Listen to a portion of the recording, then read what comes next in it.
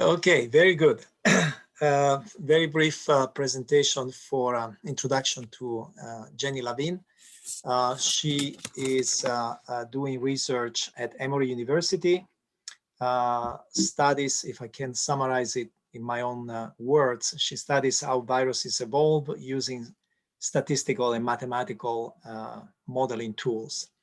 She recently published a study in Science magazine, co-author with, I have to read the names, Professor Ottar Bjornstad and Professor Ruston Antje. And that's why I invited her. It was a very interesting article, and I saw also you already gave several talks on this topic, and I'm sure there will be a lot of questions. So first, I'll let you tell us about it, about your findings, and then we'll have a lot of questions. Everybody is something on everyone's mind, which is what might happen in the coming year or 5 years or 10 years or 50 years with SARS-CoV-2 and COVID. And so with that, I'll kind of jump into what we were looking at. So there's actually, as coronaviruses used to be something that nobody ever really heard much about, but when SARS-CoV-1 emerged in the early 2000s, they became better known. But actually, there's been a bunch of them around that we've known about for decades, since the 60s.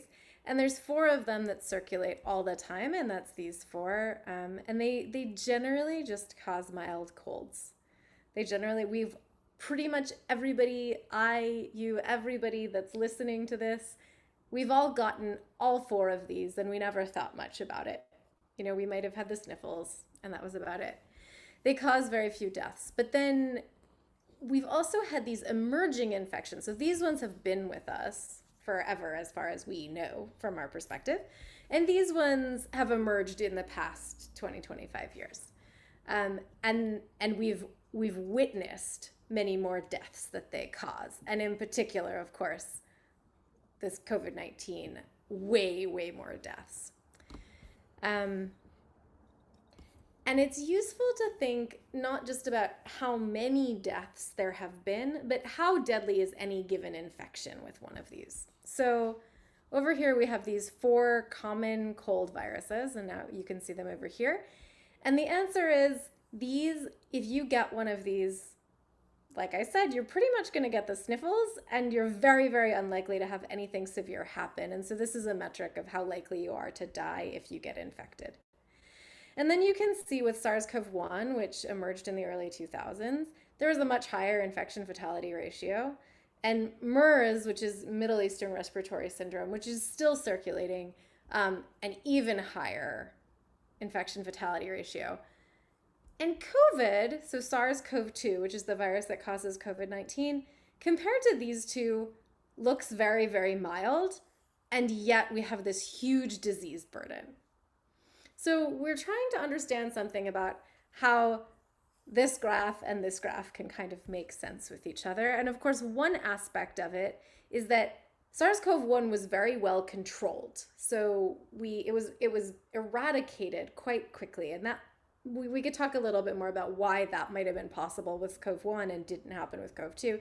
And MERS, in contrast, stays in a very localized area. It's actually mostly there's only a little bit of human-to-human transmission, and actually more camel-to-human transmission. So we can thank camels for MERS sticking around with us. So here is SARS-CoV-2. It doesn't, on this scale, doesn't really look like it's so severe. The risk of dying if you get it isn't so bad, and yet it has caused what we are all in the midst of, this global pandemic.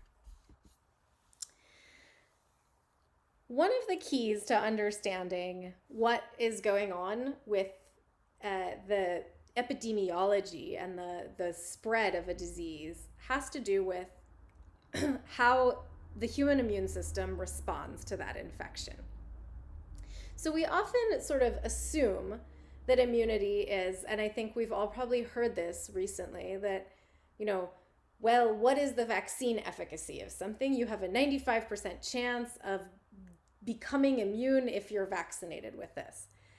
That's this kind of on off, just an up down sort of switch way of looking at immunity. Either you have it or you don't have it. But what we've learned more recently is that immunity is much more nuanced than that. There's a lot of different components of immunity in terms of what generates the immunity. So we've heard about antibodies lately, but even within antibodies, there's different classes of antibodies.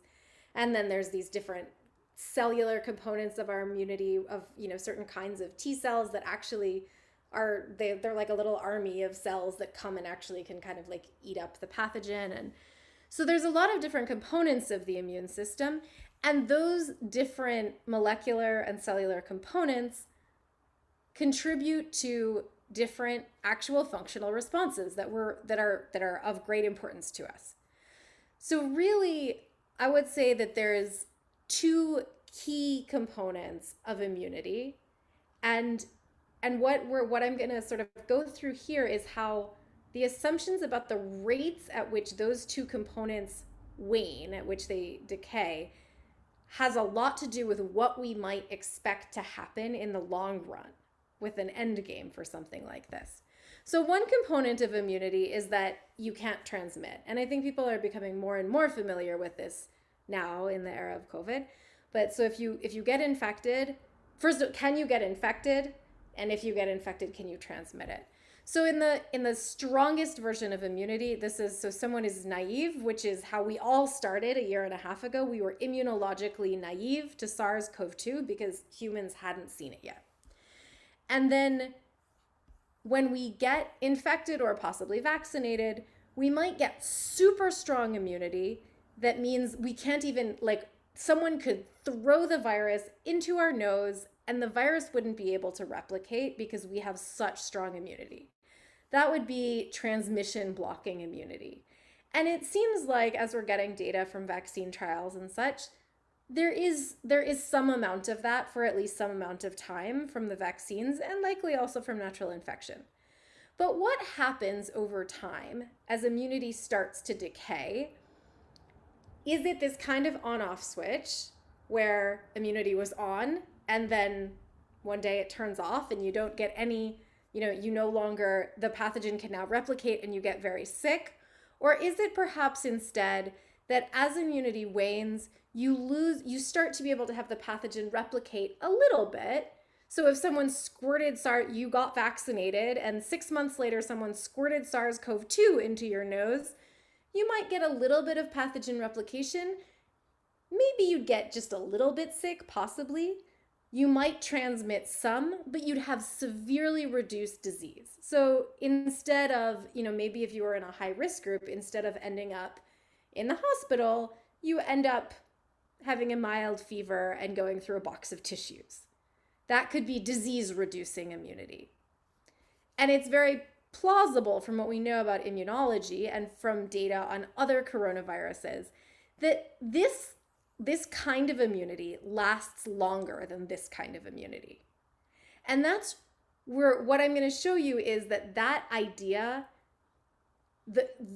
if we assume that these two things wane at the same rate, you get one imagination, one projection of what will happen in the long run. And if these wane at really different rates, you get a completely different picture of what happens in the long run. So what we know from the endemic coronaviruses and from a little bit of data from SARS-CoV-2 thus far is that there's a short period when reinfection is unlikely. That means to say there's a short period when you have this really strong transmission blocking immunity.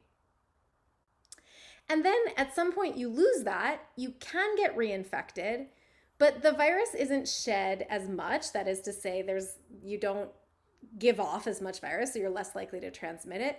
And the disease is also more mild. And so that really, these are the data that we have thus far, both from endemic coronaviruses and the preliminary data from SARS-CoV-2, really fit with this model of immunity. I think I'm gonna skip that slide for right now. So what I want to show here is that this idea of immunity waning what I told you is true for coronaviruses, and it can be very, very different for different kinds of infections. And so, for example, you can see here, I'll focus on measles for a moment, which is an infection, or you could look at rubella also. Both of those are infections for which we have gotten local eradication. That is to say, they used to be really prevalent, everybody got them, and we got to a point through vaccination where we could stop them from transmitting. And that's this sort of herd immunity that people have been talking about. And one of the reasons that that's possible is that you can see that this is what proportion of people that were vaccinated are still immune some number of years later. And this is a projection based on antibody waning rates. But what you can see is that for both measles and rubella, it's a very slow process of immune waning. So people get vaccinated as a kid and they retain this transmission blocking immunity throughout most of their life. And that means you can generate this kind of herd immunity, and you never have to worry about what the difference between the disease reduction and the transmission reduction. In contrast with something like SARS-CoV-2, which is not on this because this is from before SARS-CoV-2 is out, you get much more rapid waning of this transmission blocking immunity. So what does all of this suggest for what might happen with the coronaviruses? Well, a key thing to think about is the age distribution of the cases, because as we're, I think, all fairly well aware at this point, older age groups are at much higher risk. So we can see for SARS-CoV-2, I'm showing it here for for SARS-CoV-2, SARS-CoV-1, and MERS, so the 3 different emerging coronaviruses. So SARS-CoV-2 is down here, it's this red line, and we can see exactly what we're all aware of, that as people get older, their risk of dying, given that they get infected, gets higher. What's really interesting here is that so if you look at MERS, SARS-CoV-2 and SARS-CoV-1, the blue and the red, share the same shape. That is to say, they're very, very low, all the way down into infancy. And then they get higher, right? And obviously at different rates. So SARS-CoV-1 was much more deadly. But they both share the same basic shape. MERS, in contrast, has this big uptick in the death rate in young kids. And so these are the key things. These are the pieces of the puzzle we're putting together. The shape of this age infection fatality ratio curve and the relative rates of waning of transmission blocking versus disease blocking immunity. So with all of that, we're going to put this together. We use a differential equation model, and we're using the demographics of a US population for this, so it would look a little bit different with different populations. So we take the age distribution of people in the US, the background death rate, which is to say what's the likelihood that if you're a particular age you die in that year in the US, all of those kind of things, and then we simulate the dynamics of this virgin epidemic. So a virgin epidemic is what was happening with SARS-CoV-2 just over a year ago. And that's when a pathogen emerges into an immunologically naive population. So that's down here, and you can see the black line is showing the number of infections per day that the model predicts. So kind of what you would expect with a giant epidemic outbreak, and this is, we're simulating something without any mitigation. So we're not simulating social distancing or anything like that, just like what would happen with a virus. And it's exactly what you would predict, right? Which is you introduce just one infected person and you get this exponential growth for a while, and then it starts, leveling out as people become immune, and then eventually coming down to a low level. In the long run, you get these kind of mild annual fluctuations.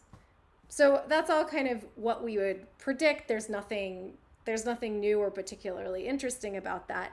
But what is really crucial is what happens to the age distribution of the cases across time.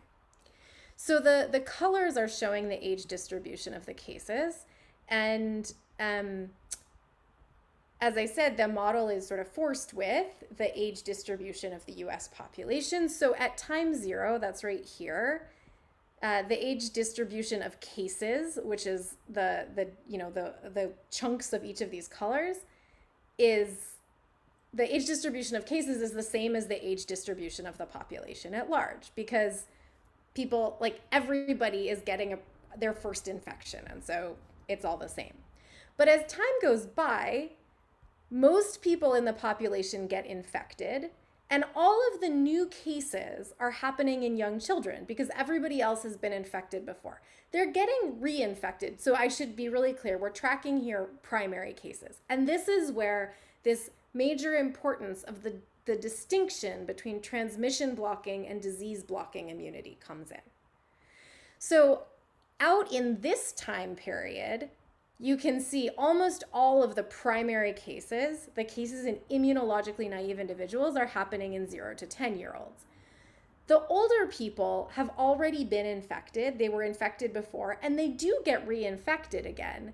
They do contribute to transmission. They make it very hard to generate, for example, herd immunity, but they are not getting very sick, and their immunity is constantly getting boosted by these reinfections.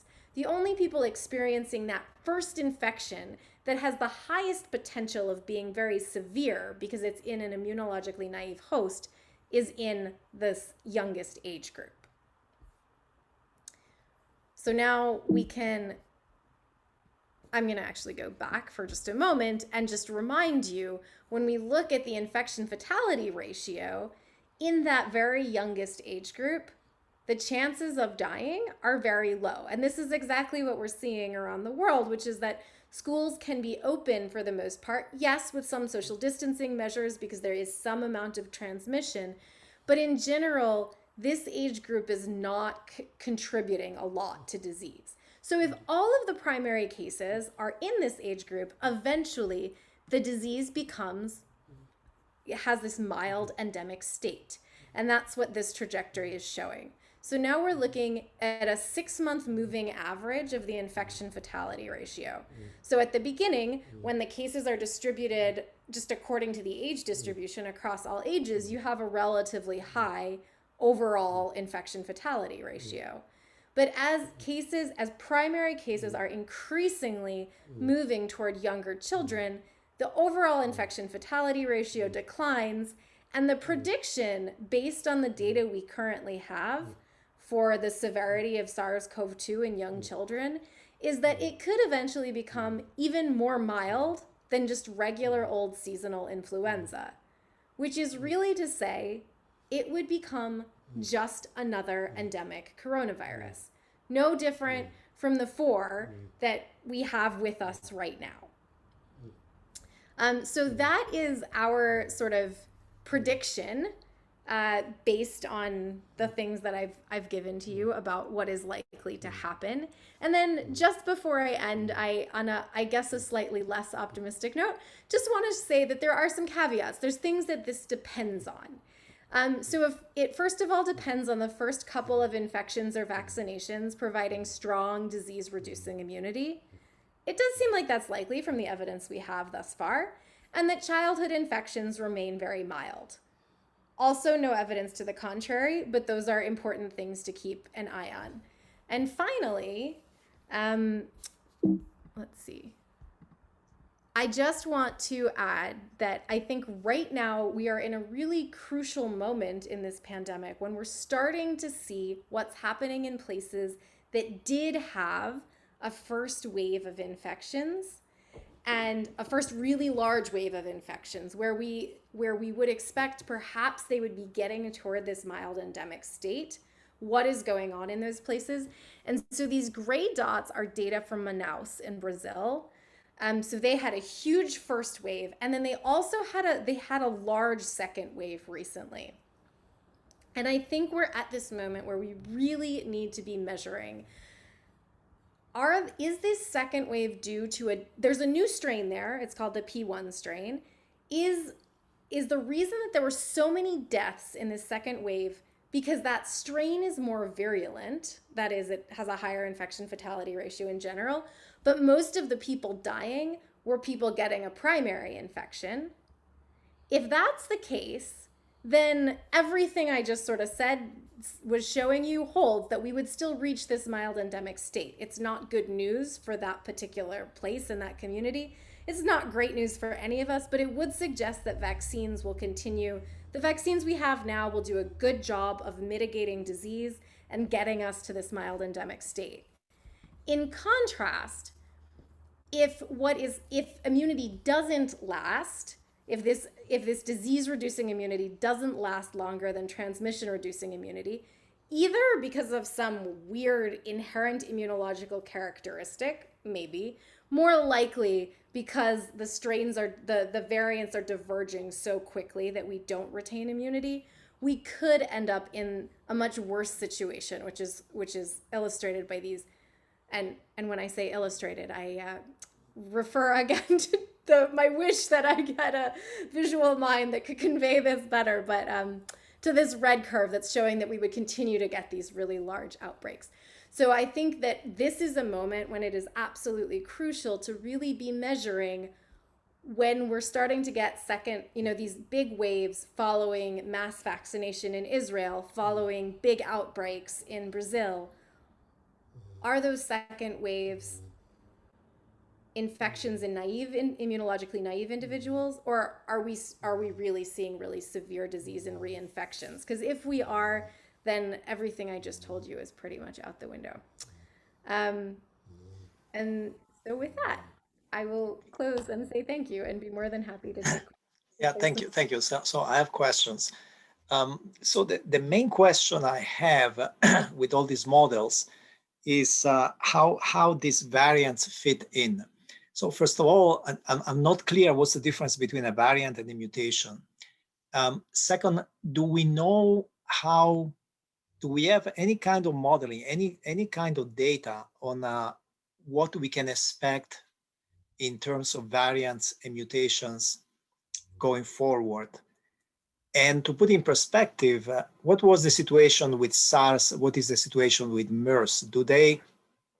I think they're also RNA viruses. They also mutate. We also have multiple variants of those, or this this is a property of COVID that it just generates variants very more rapidly than other viruses. Yeah. Oh, great.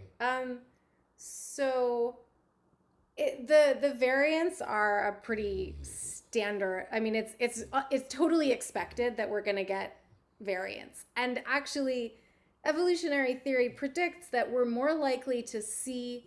So mutations are always happening.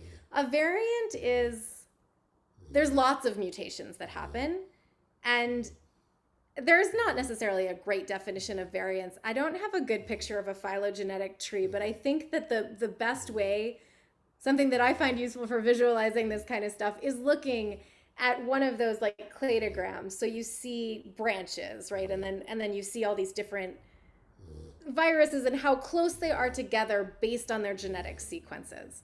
So a variant is a cluster in that space, in that viral cladogram, in that tree. A variant is a cluster that has that manages to take off in some way. And for it to take off, it means that it is somehow more fit. It transmits, it replicates it, and or transmits better than a lot of the other versions of the virus around it. Because the virus mutates all the time, and there's tons of different mutations that are arising. And actually, with new sequencing technology, there's really cool studies that do deep sequencing now, where within one host, so they could sample virus 5 different times from one infected individual and see a ton of different population dynamics of viral strains that are coming up and going down. But the variants that we hear about, so for example, the P1 variant that's circulating in Brazil, it's a particular, there were mutations that happened that somehow made this particular cluster of virus more fit than the ones around it, and it transmitted better. And there's a number of those, right? Yeah, sorry, go ahead. But was it just bad luck that it happened with COVID? It didn't happen with SARS, right? Yeah, I would say it's the biggest thing that had happened with COVID, but not so much with SARS one, is that there's just like mutation, like population size and the chance. The evolutionary thing is just, it's just a probability game. What's the likelihood of this particular beneficial mutation arising? So the number of SARS-1 cases, the number of times that SARS-1 genomes replicated was minute compared with the number of times that the SARS-2 genome replicated, just because it's transmitted throughout the world. So I don't think it's a characteristic of the virus so much as a numbers game of how many chances did the virus have to mutate. But going forward, if this keeps happening, that has an influence on your model, right? Yes. So, okay, right. So I guess there's two different pieces that I would say in response to that. One piece is that evolutionary theory generally predicts that when an organism enters a new environment, so in this case, the organism is SARS-CoV-2 and the environment is the human population. When an organism enters a new environment, it's it is likely to we think about organisms as exploring their fitness space. So you could imagine like a map of, and it like a topographical, the kind of map where there's mountains and stuff on it. What's the right word? At any rate, what we imagine is that the peaks of the mountains are the places where that and the space. Sorry, was someone saying something? The peaks of the mountains are the places where the virus is most fit. So that's the places where it transmits the best, it replicates the best. And the axes, which really would be like super high dimensional, but we can in our head think of it in just two dimensions, or two axes and one height. The axes are something about the genome space, the different kinds of mutations it can have. And so what we can imagine is for a virus to take off in the human pop, so in a valley, that would be very, very low fitness, and right at the peak of a mountain would be like the best possible virus, right? Or a very good virus anyway, that's good from the virus's perspective, able to transmit really well. So what we imagine is, what we know, a virus enters the human population and it spreads widely. It's not in a total valley or it wouldn't spread. But the chances are it's also not right at a peak, because the area of the peaks is very small. And what that means is that in the beginning, the virus is kind of climbing that hill toward the peak, and it can do it relatively rapidly because there's still a number of directions in which it can go in which it's going to be more fit than what it was at the beginning. So all of that in that kind of theoretical abstract way is to say the prediction is that the virus will that more variants will arise now than, let's say, 20 years from now, because 20 years from now it will be harder for the virus to keep climbing that fitness peak. It will already be closer to the peak. So that's one evolutionary prediction. And then the sort of contrast with that is something like influenza A, where the peaks, the landscape keeps changing because immunity changes. And and so there's a question, is SARS-CoV-2 going to be more like flu A, where it very quickly, that landscape keeps changing, and so it does keep quickly shifting? And I would say, from what we know, people have done studies looking at the evolutionary rates of the coronaviruses in general, which SARS-CoV-2 is, in terms of all the things that would affect that, likely very similar to the other coronaviruses.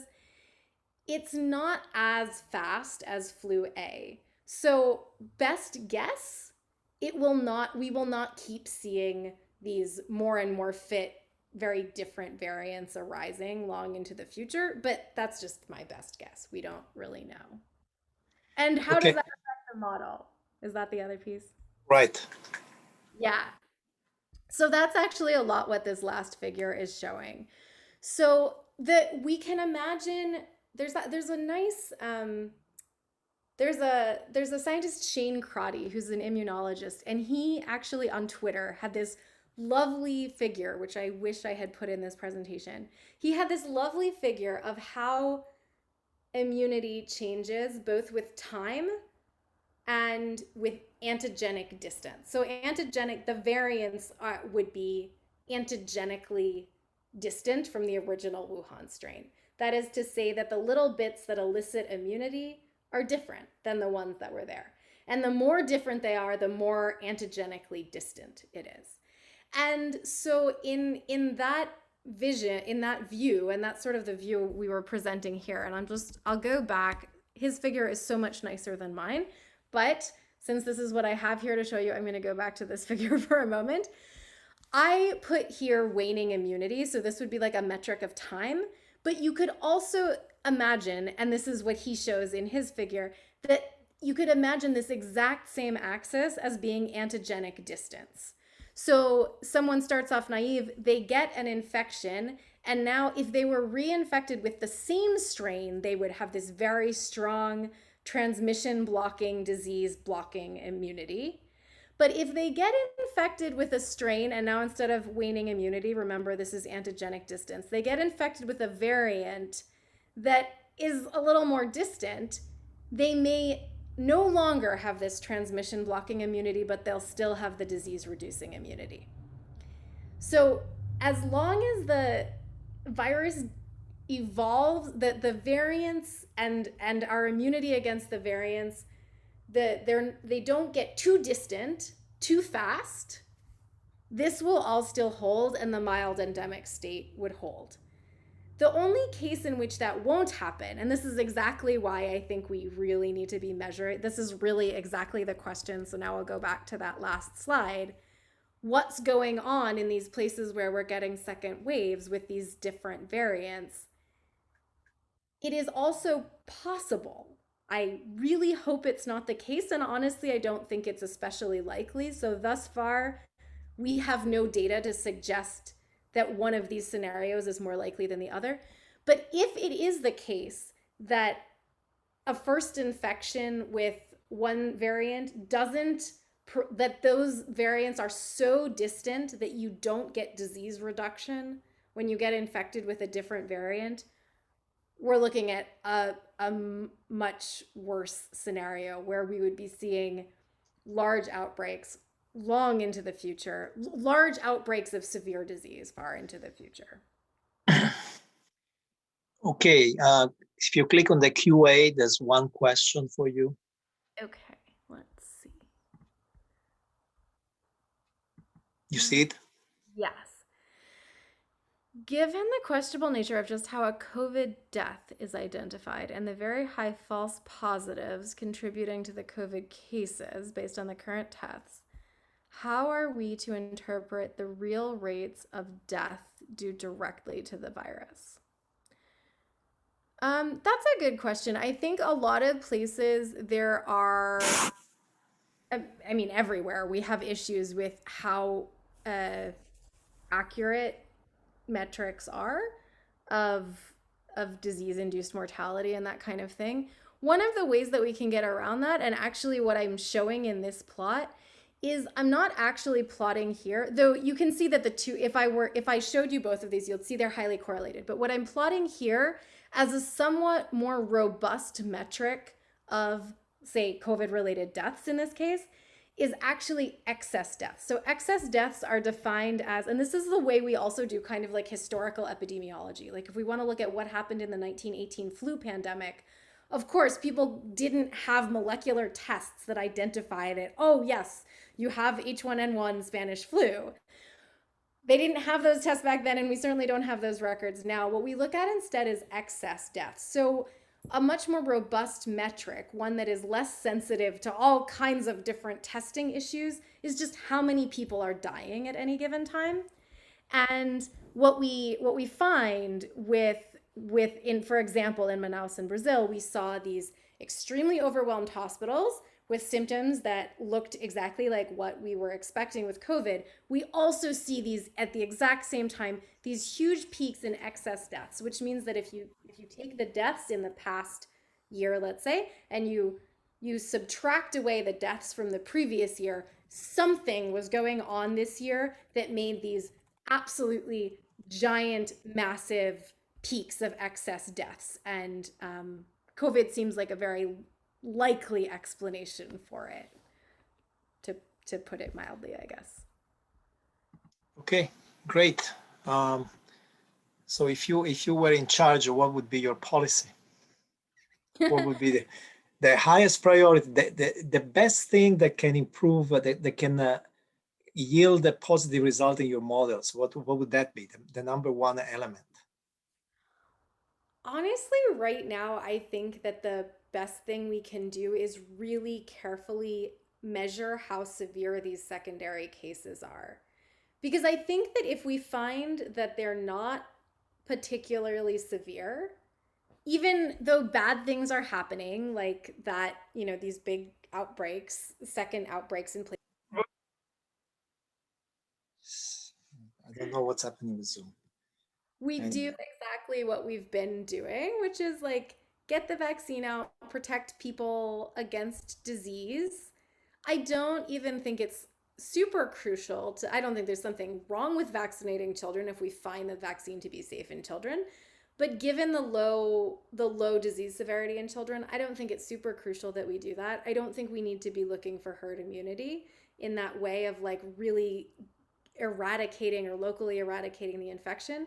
We just get the vaccine out quickly, get people, especially vulnerable people, people that are at higher risk of severe disease, protected, and likely it will become in not too distant future a mild endemic disease, not so different from the other coronaviruses.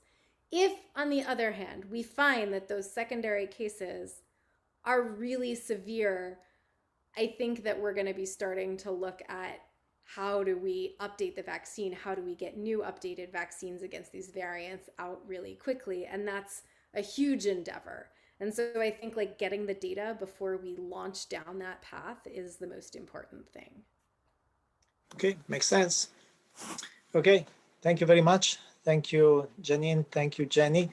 It was very educational and interesting, sometimes amusing, sometimes scary evening. Okay, have a good night, Jennie. Have a good day, Janine. Thank Bye. you. Thank you very much. Thanks for having us. Thank you. Take care. Bye.